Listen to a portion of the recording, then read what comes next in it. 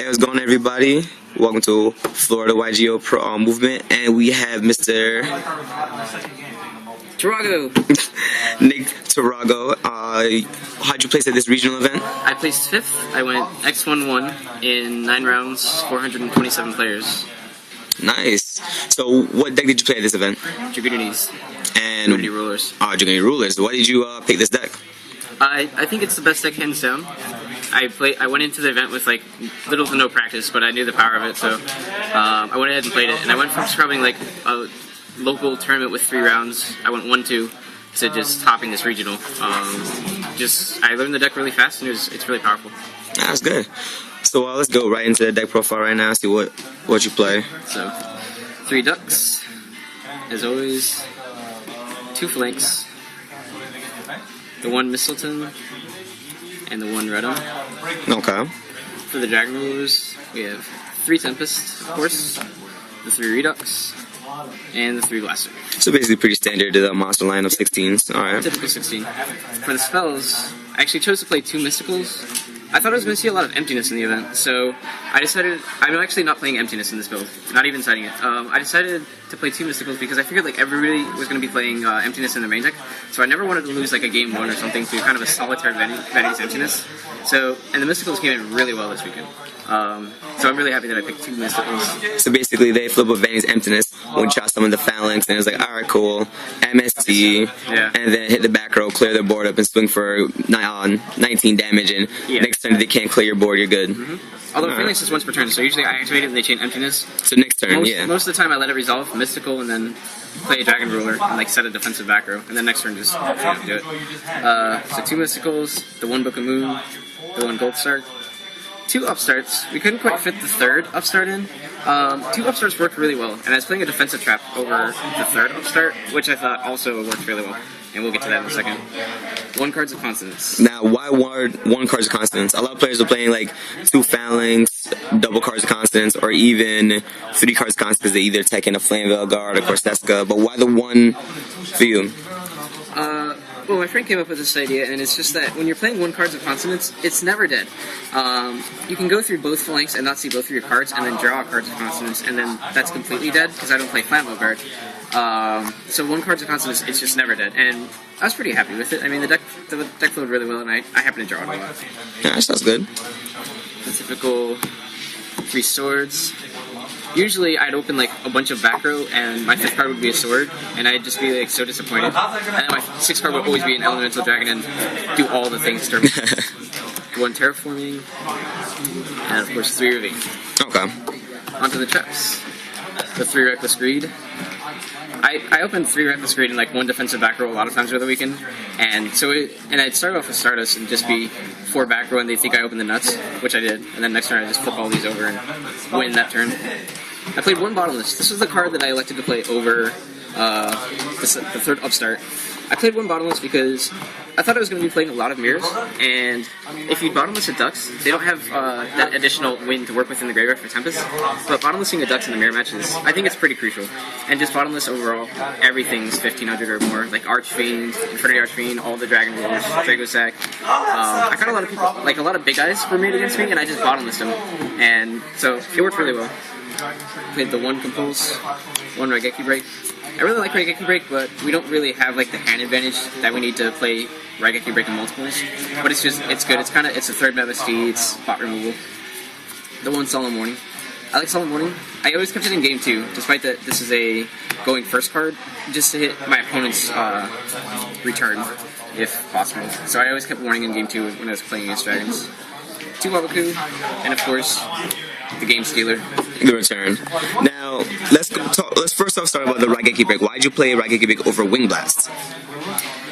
I love how Wing Blast can set your opponent back a turn if you Wing Blast a back row and they can't play. They basically can't play their next turn because they get an unusable card. I personally like Raigeki Break because it permanently removes a threat. It's preference. It's preference. Like, I can see why people like Wing Blast, I can see why people like Raigeki Break. It's preference on my part. Now, they worked well. Now, another thing. You said you didn't play Vanity's Emptiness as we've seen in the build. There's no Vanity's Emptiness whatsoever. There's no Emptiness, not even... But you played Wabaku. Now, how did Wabaku play out during this format? Or during this regional? you get max seed, you just set a Wabaku and you say go, and it's broken. Like Wabaku is just like the universal free ticket to not losing. You set it, and your opponent basically can't do anything next turn. The only threat that I have next turn, especially against dragons when I have Wabaku set, is Scrap Dragon. Like they Scrap Dragon my ducks, and then that's kind of a problem. But a lot of times I would just set Wabaku, and they'd go for the Crimson Lock, and I just Wabaku them. Next turn, Colossal, take the Crimson Lock them. You know. So did you miss the emptiness whatsoever?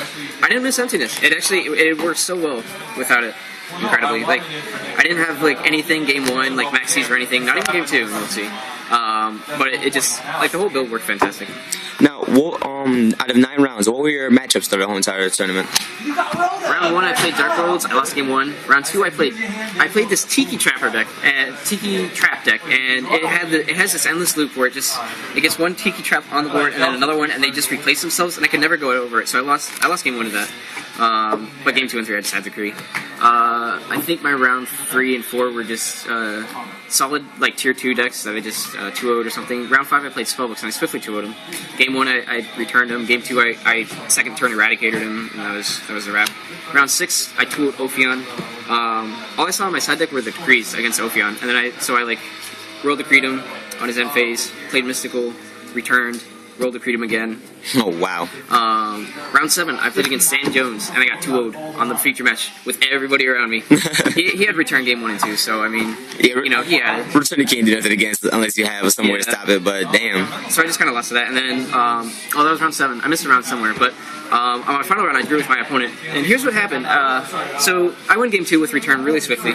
Game 2, it takes a while, we're going back and forth, and then the judge says, well, we're side decking for game 3, the judge says, oh, you guys are in time, like over the intercom. So he calls the judge, and he's like, hey, what happens? He goes, it's a draw.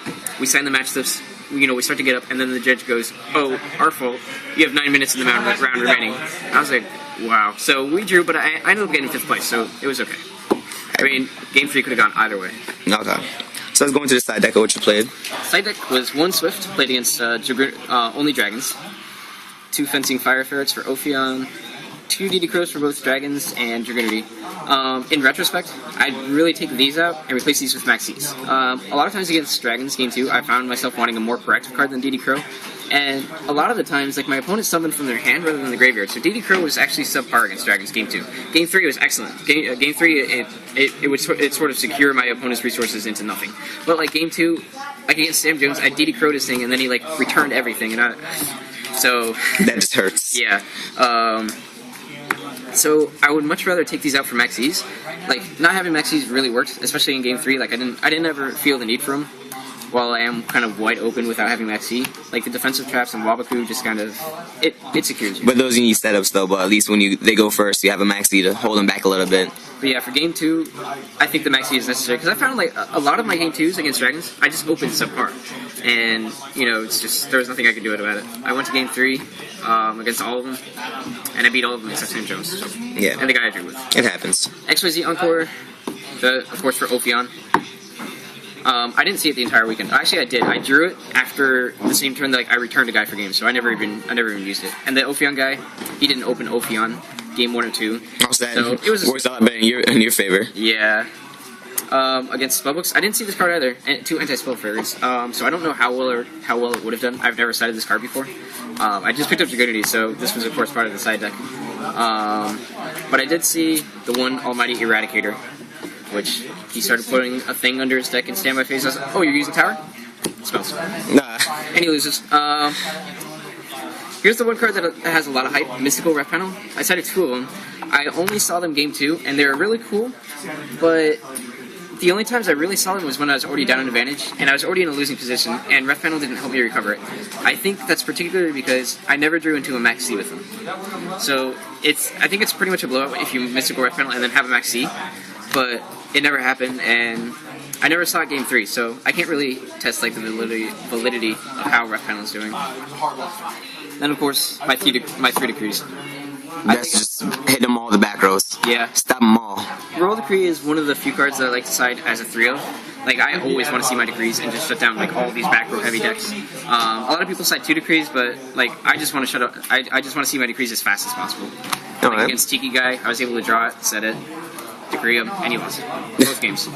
So, and I think that's because I played 3. So that's that for the side deck. So let's go into the extra now. In the extra deck, we have 1, 2, 3. No, I'm just kidding. We have The tokens for Drago Sack. I kind of wanted 2, but there's no room. I mean, a second Drago Sack is really nice. I felt the need for it like once or twice throughout the weekend. But I mean, the extra deck is solid as it is.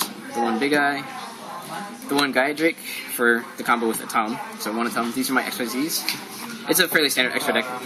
Except this card, Black Winged Dragon. I've been playing this card since this meta began, and I figured like Chain Burn was going to be a lot more prominent this meta, because like E-Dragons and Spellbooks are no longer overshadowing everything.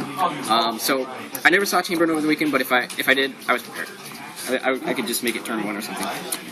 1 Stardust, 1 Scrap Dragon, 1 Colossal. Fun fact about this card, it gains 100 for your opponent's Crimson Bladers in their graveyard.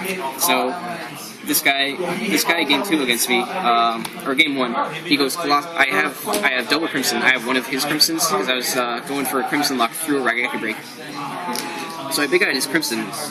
Next turn, I attack, he swifts. Next turn, he makes Colossal. First, he attacks his Crimson, goes to his graveyard, he brings back Colossal. And then he attacks mine, because he's about to Crimson Lock me with my bone Big Eye. And I let it go through, but then I remembered how Colossal gains 100, and he lost due to that misplay. So he just attacked over my Crimson, I took 100, and my Big Eye was still there. Oh, wow. So, yeah. 1 Thought Ruler Archfiend. Some people think this card is terrible, and don't play it in their extra, but it won me the game against Spellbooks because I made the right read on his back row. He has a Raigeki break, a Phoenix Chain, or Compulse. Game 1, I saw his curvy back row was a Phoenix Wing Moonblast. So, game 2, I see a non-curvy back row and a curvy back row. I mystical the non-curvy one, we'll see Solemn Morning, and then I make this card, set attack, set my Eradicator. When I eradicate him, it's a Compulse. Oh, wow. So, it's crazy how like your opponent was able to allow you to even make a synchro without wing blasting anything that would have been a threat. I was like, activate response, and he was looking at his back row for a while. I was like, it's probably a stupid wing blast. So I definitely made Thought Roller, and yeah, he was. Wow. Yeah, so the double Crimson, I did go into multiple Crimsons, the double Crimson twice, many times throughout the weekend. Double Crimson's just, it's necessary. 1 Guider, I only went into it once this weekend. It was against Dark Worlds, game 3. I used it to get a DD Crow. He didn't even get a Graph in the graveyard because I eradicated him. Oh, wow. So, yeah. And then the 3 Vajrayanas. So that's it. Pretty standard. Now, if you could change other things, you said changing Fencing Fair to Maxis, what else would you change about the deck? I don't think there's anything else I would change, because the only issue that I had the entire regional, which was the only thing that I was losing to, was the game 2s against Dragons, which I think would be supplemented by the Maxis. I don't fear Ophion, because I have the draw power to get my Encores, and like the Royal Decrees just to keep like the safe zones in check. Okay. I think it's solid enough. There's the whole Legionnaire combo, which I want to try out. If it's less slots, and it'll allow me to play both Legionnaires and my Maxis. Because I think Legionnaire is like 3 and 2, where you have to play 5. So I'm not sure, but it needs testing. I want to try out the Legionnaire thing. Now, another question, since we're getting into the Sixth Sense coming out in the Joey's world, would you be playing Dragunity Rulers still? I mean, considering the power of that card, probably not. It's too powerful. It's a second return, basically. You just load up the graveyard, and then suddenly everything comes back, and your opponent loses. Wow. Extremely detrimental to the game. So basically, you're either going to be taking a break until that card gets banned, or play just standard Dragon Rulers or Blue Eyes Rulers? I'll probably play it. Okay. Yeah. Now, thank you everybody for watching. Remember to like and subscribe.